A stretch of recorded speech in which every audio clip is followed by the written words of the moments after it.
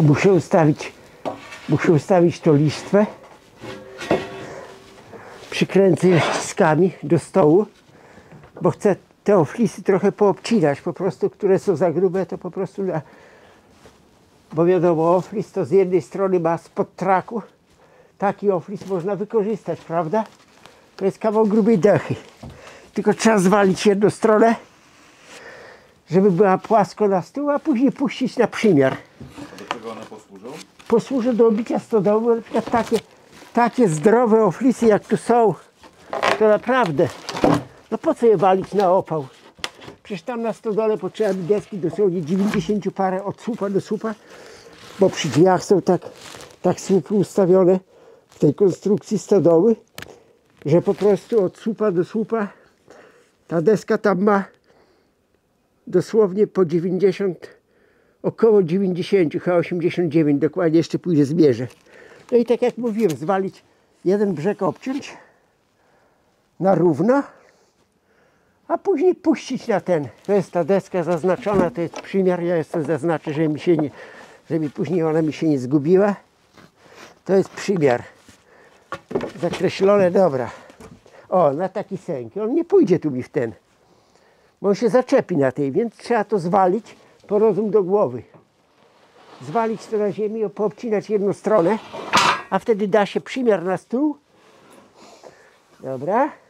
To troszkę waży, bo ja muszę to zrobić, ale tak jak wszystko, no nie mam czasu. Piła jest dobrze naostrzona, to pójdzie to bez nic. Trzeba się przed robotą przeżegnać i wszystko będzie dobrze. No i te oflisy po kolei mogę objechać. Dobra pogoda.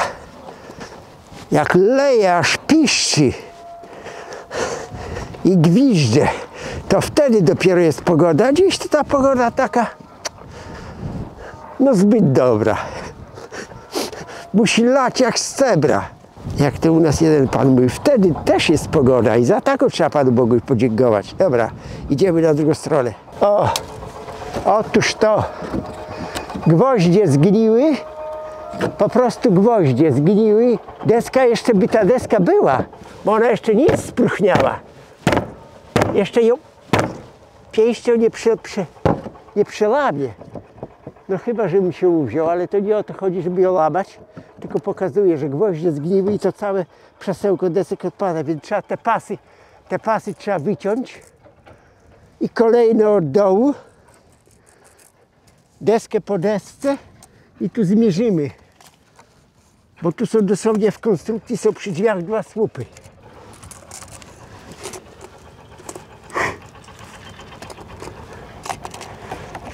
Nie mogę złapać, o tak. Nawet nie 90. No ale trzeba ciąć na 90, a później się obrówna. Ta stodoła była postawiona przed samą II wojną światową. Bo człowiek, który przyjechał tutaj pierwszym transportem z terenu Wieliszczyzny, taki pan Antoni, to opowiadał dla mnie, że on mieszkał po tamtej stronie wsi, ale mówił, że na tej stodole to drewno było, świeciło się. Jeszcze nie szczerniało. To znaczy, że deski były i to wszystko było stawiane ze starodrzewu. Trzeba zobaczyć, jak były szerokie deski, prawda? To był starodrzew. Stodoły to obijali surowymi deskami. To nie było suszone, po prostu. Stawiano i deski szły spod traku, zaraz przybijano no i tak stały.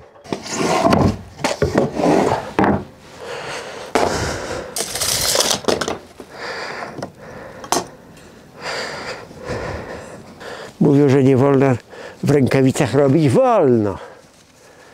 Jak się człowiek przeżegna, to wolno robić na pile w rękawicach. Wyobraźmy sobie w zimę na krajzie piłować drzewo bez rękawic. No i teraz też nie jest za ciepło, a cóż tam. Jak człowiek się przeżegna i uważa, tu chodzi piła. Trzeba zawsze mieć to na uwadze, że nie dojechać rękoma. Zawsze ręce zawsze obok piły. To musi człowiek mieć w wełbie zakodowane. No jest to niebezpieczna maszyna, ale ja nigdy piło się nie skaleczyłem. Nie chwalę się, ale pracuję na pile chyba od 17 czy 18 roku życia już piłowałem na krajzie. Jeszcze krajza była napędzana tym motorem spalinowym, S-em tak zwanym.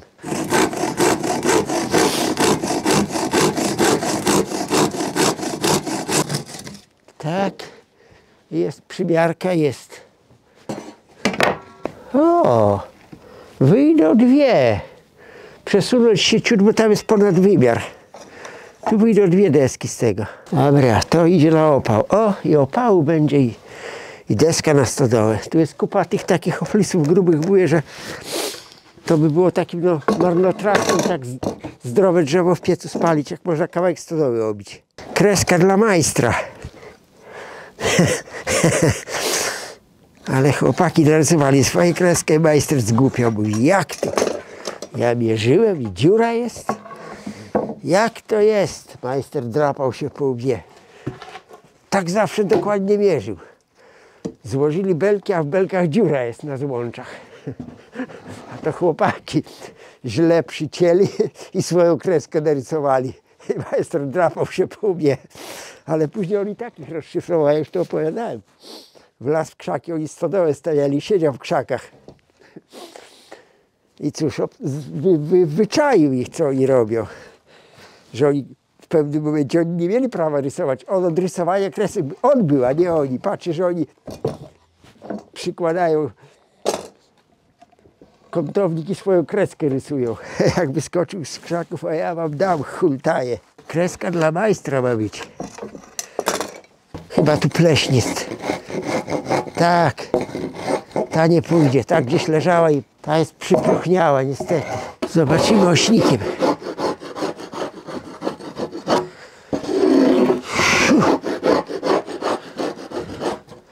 Co to jest?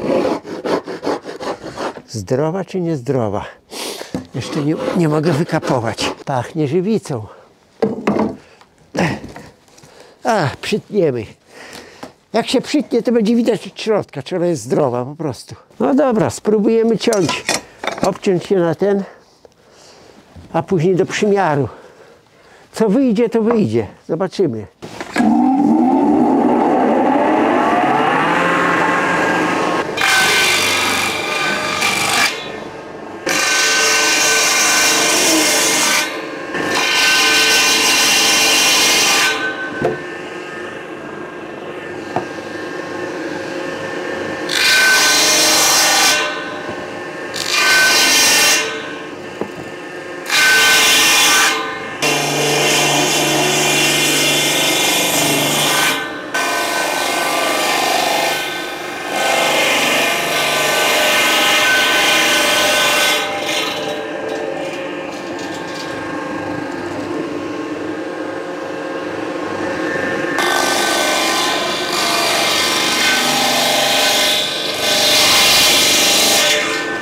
O, ta nawet obcięty ma koniec, jak ładnie, Boże.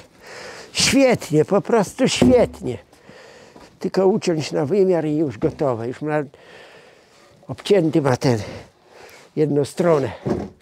Takie chodzone słowa. Nie rób nic złego i nie bój się niczego. Jak człowiek nic złego nie robi, no to no czego się powinien bać? No wiadomo, że dzieją się różne na świecie rzeczy, dobre i niedobre, i w życiu jest różnie, ale no trzeba zawsze być tej, jak to się mówi, tej dobrej myśli, że praca przyświeca, wie pan, praca. Człowiek jak wstanie, przeżegna się, coś tam zrobi, coś naprawi. Grunt to się nie poddawać. Mam problemy z kupieniem dobrego kamienia do oszczenia pił. Bo ten, co kupiłem, to jest za gruby, za szeroki jest i on sypie się. Szukam kamienia, już nawet zamówiłem kamień. Może sprowadzą. Bo na tych kamieniach, co na szlifierce, to one są zbyt są szerokie, te ostrzenia piły. Kamień musi być wąski do ostrzenia piły. No ale ostrzyłem, kiedy ja ostrzyłem? Przedwczoraj. Co drugi się ostrzy. Bo jedne lecą w tą stronę, a drugie w tą. Jedne w tą, a drugie w tą. Są rozstawione. Do tego jest klucz. Jest specjalny klucz do ustawienia piły, już chyba go pokazywałem, nawet taki bardzo mocny klucz. Stół się do góry podnosi, piłę się blokuje, duży klucz, bo tam jest bodajże 39 chyba, tak. Odkręca się nakładkę i piłę się bierze. Piłę się bierze pod szlifierkę i się ostrzy.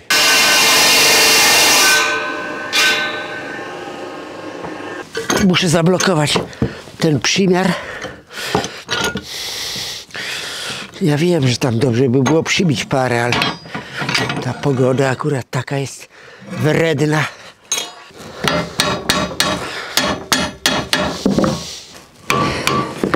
Nauczy się pan zawodu pilarza i drwala i wszystkiego.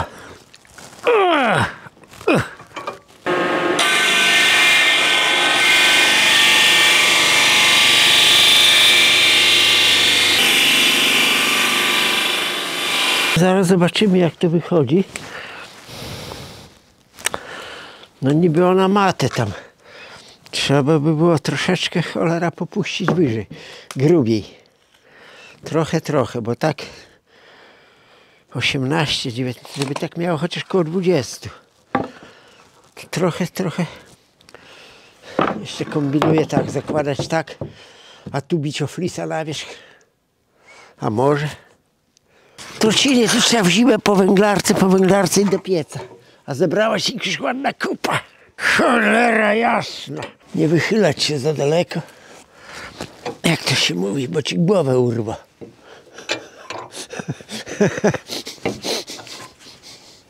Siedzieć w okopie lepiej.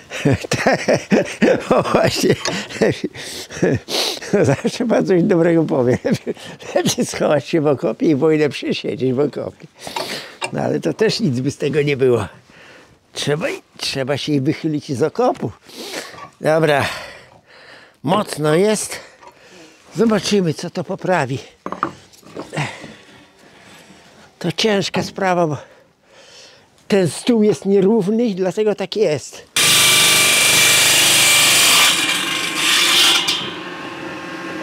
No stodoły to na pewno, bo dziś nie uratujemy, wie pan. No nie może być kory. Gdzie zostaje kora, nie może być kory. Zaraz zobaczymy. Ta jest bez kory. Ta może być. Mówi pan, chociaż parę przybije, na przykład licho bierze, wie pan? Bo ja bym wolał sobie stanąć, naszykować desek od góry do dołu i... No ale tak nie jest. Nigdy tak nie jest. A kto tego nie robił, to wie pan, no nie rozumie tego po prostu. A tu wie pan, no nie można zostawić kory. Bo robak wlezie. Bo zaczyna na korze żerować. Robak przede wszystkim żeruje na korze. Dlatego wszelkie sprawy robione cisielki nie ma prawa zostać kory. To jest punkt zaczętny dla robaka. Słyszałem takie powiedzenie? Romek robi na chama. Romek, odpuść sobie. A pogoda, mój Boże. Dobra pogoda. A nie lepiej tak? Deszcz, jesienny deszcz. Smutne pieśni gra. Mokną na nim karabiny, hełmy kryje rdza. Słyszał pan?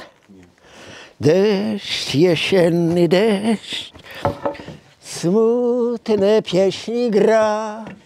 Mokną na nim karabiny, hełmy kryje rdza. Gdzieś daleko stąd noc zapada znów.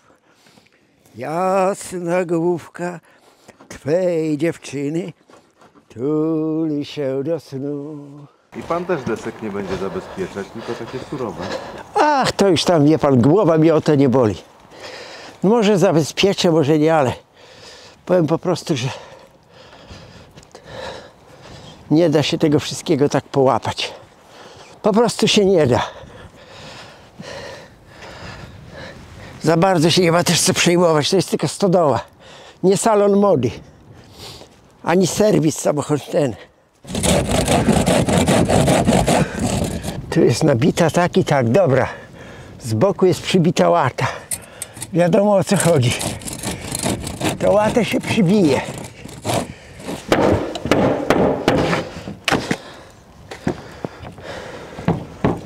I tępe obcęgi się przydają. To są zabójcze obcęgi. Mam tam takie jakieś bardzo sprytne, ale gdzieś one tam chyba przy przyczepie. Ale i te się przydają. Nie, żeby nie, jak to się mówi, nie depnąć bucikiem, bo ja takie przygody znałem. Kiedyś depnąłem nawet na widmy. I przebiłem sobie stopę prawie na wylot widłami. I zakażenia nie było, i Romek nigdzie nie chodził do lekarza. Polałem trochę jodyna i było wszystko. Dobra, i mamy nawet deskę na wymiar. O, ta jest dobra wymiarowa. To jest taka o dosłownie na styk. Można ją użyć, bo nie wiem, czy mi dam radę dzisiaj tyle, a może ja tam mam trochę desek na zapasie.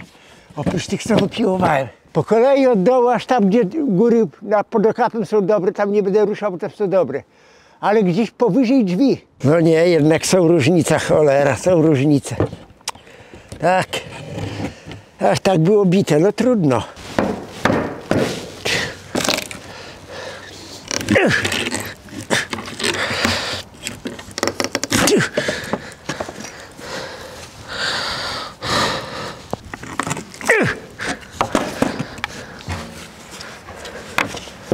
Cholera. Zgnił, a wyrwać go nie można, urywa się po kawałku. A urywa się po kawałku. No trudno.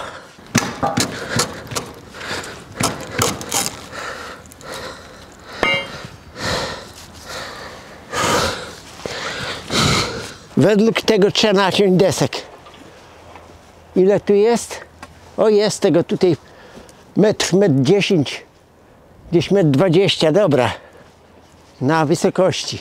Naciąć trzeba desek na wymiar, przyjść i przybić. Most rozbiora, a my nie zdążymy. Mamy bardzo słabe moce przerobowe.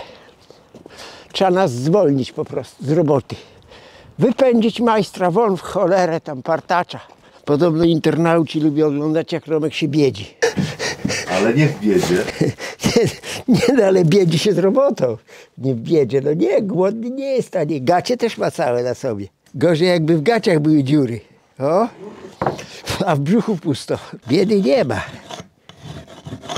A, wie pan, spotkałem kiedyś takiego człowieka, że była późna jesień, niepogoda, zimnica i przyszedł człowiek i zapytał się, czy gdzieś nie ma tutaj w okolicy pracy jakiejś, bo on pracował na drodze, a mówi, ja mam na utrzymaniu, mówi, żonę i dzieci. No my powiedzieliśmy mu, gdzie to mniej więcej może być, skierowaliśmy gdzie, żeby szedł się zapytał, bo tam są duzi gospodarze, co mają dużo krów mlecznych, może potrzebują człowieka do pracy, ale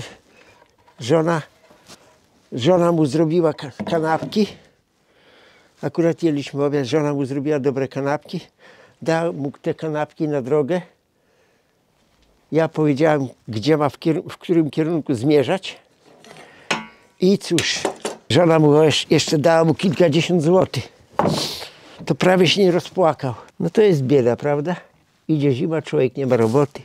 Latem, póki był czas, no to tam robili, ale przyszła zima, skończyło się. No i to jest bieda. To w czasie wojny to ludzie naprawdę, ale w czasie pokoju, no to pracowało się to zawsze. Ziemniaki było swoje mleko, swoja śmietana, swoje warzywo i jakiś swój kawałek mięsa, bo się chowało świniaki. Nie było takich rygorów z chowem świniak, są teraz rygory. Że jest na wymyślane nie wiadomo co.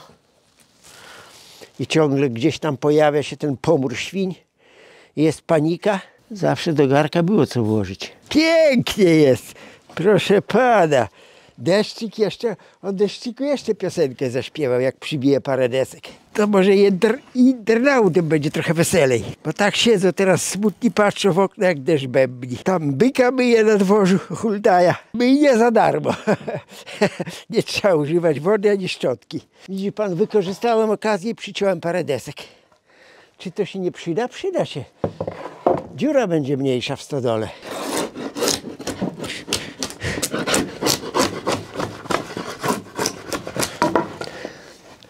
No nie.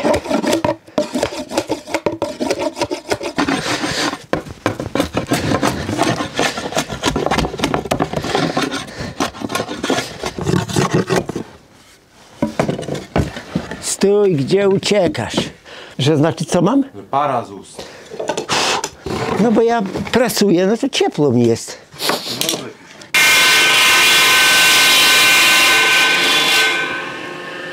Tak, no mamy to i mamy i to. Czyli zebrało się trochę tych desek.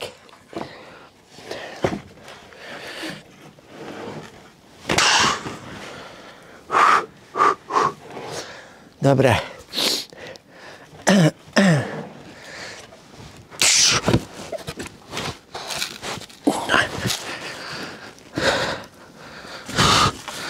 Dobra, tam jest lepszy młotek.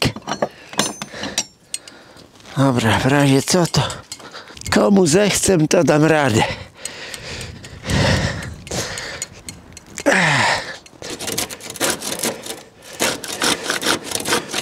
Nic tu nie wolno kręcić, tu wszystko ma być zrobione prosto, bez żadnego kręcenia. Uczciwie. Uczciwie, bez krętactwa. Co to? Ja słyszę jakieś krętactwie. Cholera jasna, zaraz wygonię tego kamerzystę. Mówi o jakimś tu kręceniu i krętactwie. Tylko pójdę po byka. Nie zabijaj. A do deski wolno zabijać, ale nikogo poza tym. Tam siedzi jakaś jeszcze latka. Kurde, trzeba wyrwać.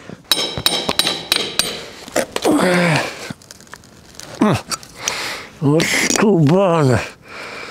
O.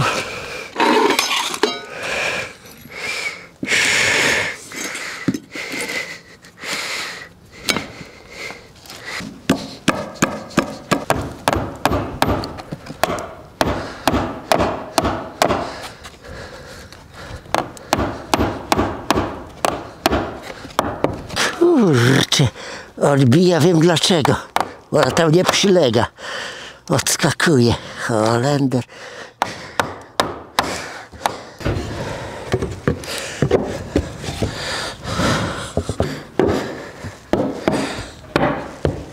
A, pan na równo daje, nie na zakład. Ale ja później będę nabijał jeszcze na wierzch. Bo tak to by mi wyszło strasznie, by było tu. Można zobaczyć, ale...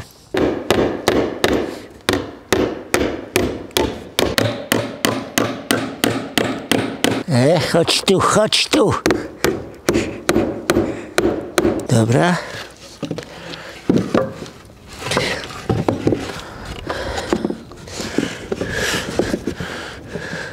O, spora zakładka. To wystarczy tam centymetr, żeby... Nie, trochę więcej, bo się zsechnie tego, trochę więcej. Nie żałować deski tam. Obrzynów nie brakuje. Tylko trochę roboty, no nie? Co? Może sęk jest, że się gnie gwóźdź. Tak może być, tu dechy są zdrowe. Cholera, deskę rozszczepał, no. Ale nic, zakładka przyjdzie. Sęk jest w tym, w belce. A niech to. A w sęk, gwóźdź w sęk nie idzie.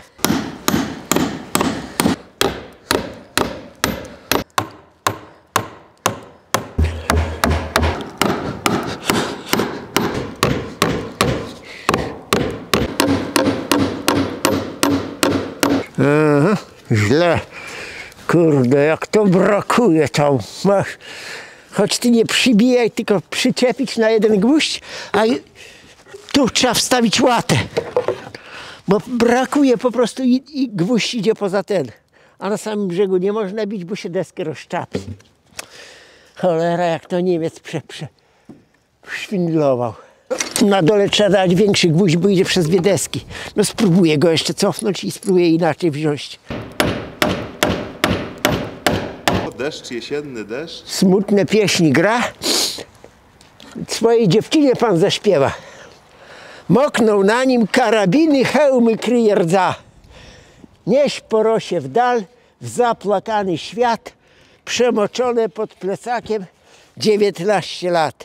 Bębni w hełmu stal, idziesz młody żołnierzyku gdzieś w nieznaną dal. A później na koniec jest tak. Deszcz, jesienny deszcz, smutne pieśni gra, mokną na nim karabiny, hełmy kryje rdza.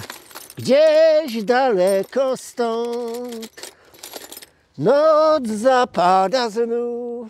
Ale nieraz wracaliśmy, wie pan, ćwiczeń na poligonie, to dla nas suchej nitki nie było. W takim czasie, późna jesień, to unitarny okres najgorszy. Bo człowiek jeszcze głupi, nieobyty tej służby do tego truda, tu dają czadu. Dają popalić. I nabijają się z tych młodych. Czekaj, jeszcze ci przybiją. Aż się... Pobyt w wojsku chyba dużo panu dał. No wie pan, ja i w cywilu byłem nauczony do trudu, bo ja byłem ze wsi. To nie było wesoło. Pracowało się ciężko. Po prostu zauważyłem od razu w pierwszych dniach służby, że chłopakom Z miasta jest to wiele ciężej. Nawet te buty kamasze na rogach to im było ciężko. A jak człowiek chodził w cywilu, wie, po jakichś gumofilkach czy gumowych buciorach, to tam te kamasze to były luksus. Tak, ja się śmiałem. Co tam? Nie świeci pan mi w oczy, nie. Bo uderzę, jak to się mówi, całym młotkiem po palcach. O, tak lepiej, znacznie. Ja widzę.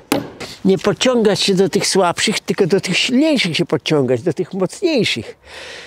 I z nimi dawać radę. A słabszego to trzeba było chronić. Miałem taki przypadek w czasie służby, że szeregowiec, takie chłopisko było, ja wiem, metr 90 i nie słuchał kaprala. Ale to nie był szeregowiec z mojej drużyny, tylko z innej drużyny. I oni zdawali wartę i wartownia była nieposprzątana. No i cóż, oficer dyżurny wygląda ze swojej dyżurki, czemu jeszcze nie zdajecie warty? A ten kapralik mówi tak, bo mamy jeszcze niesprzątnięty i nowy, ja byłem nowym dowódcą warty, nie chcę po prostu, no nie przyjmę, bo wartownia jest niesprzątnięta. A czemu niesprzątnięta? Bo wojsko nie słucha kaprala, kapral był słaby fizycznie. A ja niewiele myśląc tego starszego szeregowca, który się opierał kapralowi, zachlapił mur. Lubudu. A był chłopisko takie, metr 90, a ja metr 76, ale on był taki, no nie był wysportowany. Przystawiłem go do muru, aż łbem uderzył w mur. Mówię, krótka gadka. Sprzątasz? Czy po nosie? Pan powiedział? Tak, czy po nosie dostać? Mówię, bierz się biegusiem. Pomogło. Wyczuł, że kapral jest słabszy od niego, on starszy szeregowiec, no co, on nie będzie sprzątał, on kapralowi każe sprzątać. Jak kapral, dowódca będzie sprzątał wartownię? To żołnierze mają zrobić, to nic, że on starszy szeregowiec, sprzątaj. Tak, trzeba było motywacji właśnie, przystawić go do ściany i trochę go postraszyć. Wystarczyło. Także później ten starszy szeregowiec to do końca służby, jak ze mną rozmawiał, to cedził przez zęby. O nie, panie. Przystawiłem go fez do ściany, aż zabrzęczało na holu. Równo leżą. Tak. A ten kapralina później podziękował dla mnie. Mówi, Romek, dziękuję ci, że wybawiłeś mnie z opresji, no, bo bym nie dał z nim rady. Koszykarz sobie nie dał rady. No.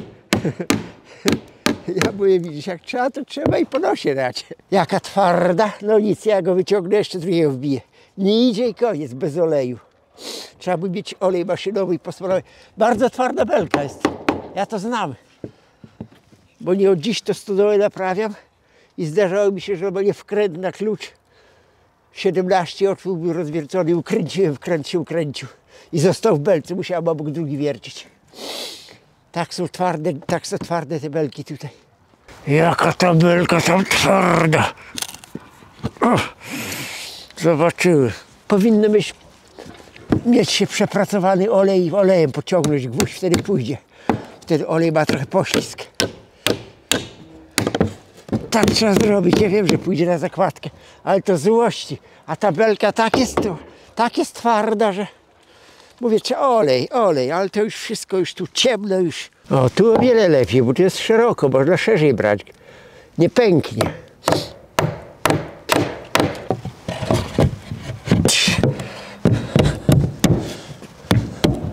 Nie żałować deski. Nie. Trzeba dać tu węższą chyba.